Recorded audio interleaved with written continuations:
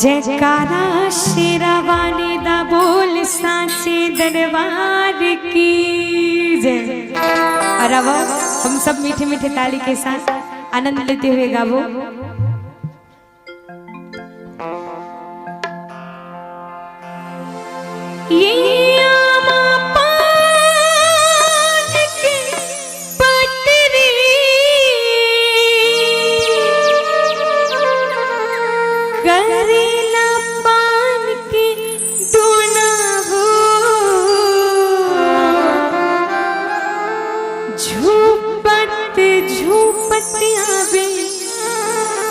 दाई मोरे अंगना वो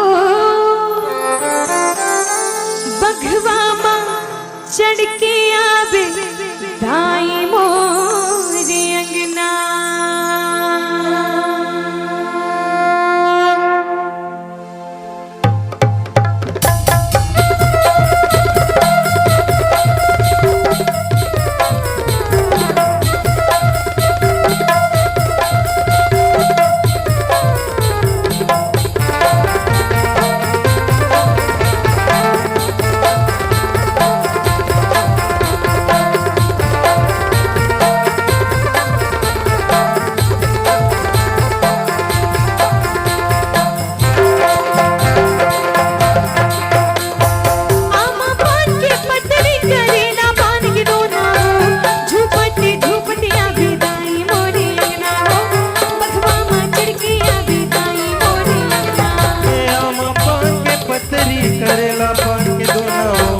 झूपते झूपते आवे दाई मोरे भगवा मां चढ़ के आवे दाई मोरे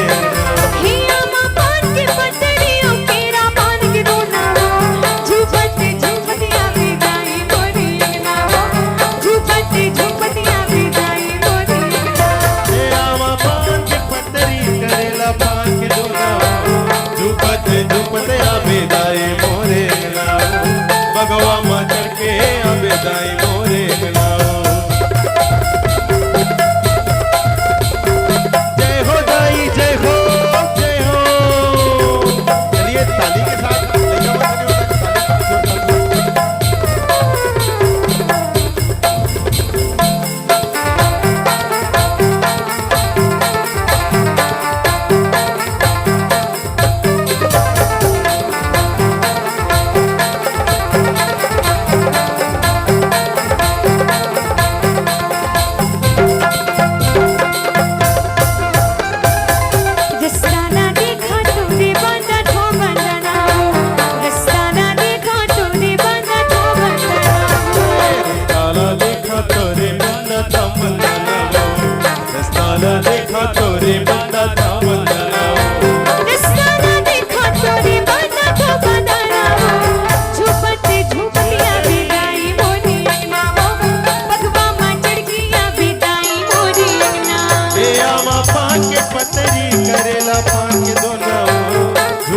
झूपते आवे दाई मोरे भगवा मां चढ़ के आवे दाई मोरे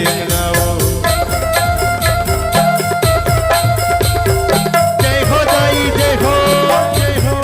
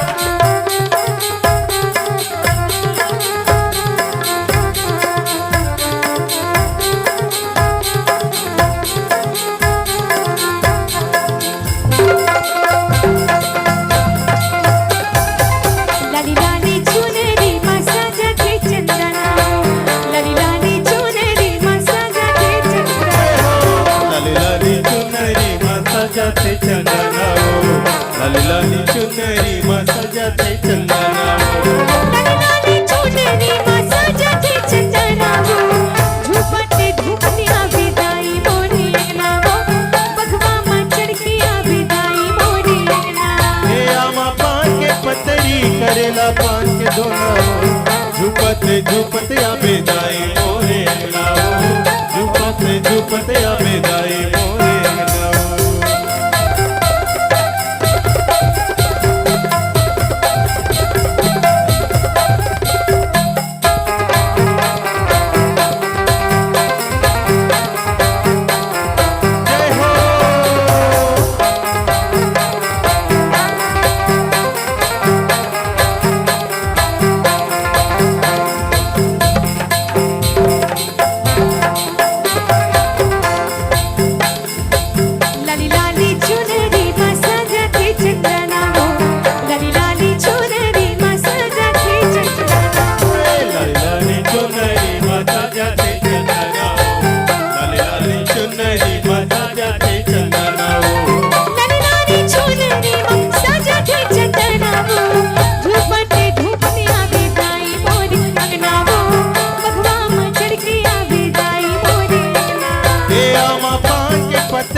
करेला पान के दोनाओ झुपते झुपते आबे जाए मोरे अंगनाओ बगवा मचड़ के आबे जाए मोरे अंगनाओ हिया मा पान के पतरी अकेला पान के दोनाओ झुपते झुपते आबे जाए मोरे अंगनाओ बगवा मचड़ के आबे जाए मोरे अंगनाओ झुपते झुपते आबे जाए मोरे अंगनाओ बगवा मचड़ के आबे जाए मोरे अंगनाओ झुपते झुपते आबे जाए मोरे अंगनाओ बगवा मचड़ के आबे जाए मोरे अंगनाओ झुपते झुपते आबे जाए मोरे अंगनाओ बगवा मचड़ के आबे जाए मोरे अंगनाओ। आपकी आवाज ही आपकी पहचान है। जी हाँ, यदि आप अपनी आवाज को एक नया आयाम देना चाहते हैं तो चले आइए डिजिटल रिकॉर्डिंग की ओर। Sahu sound service Katangi Gandai. संपर्क करने के लिए मोबाइल नंबर है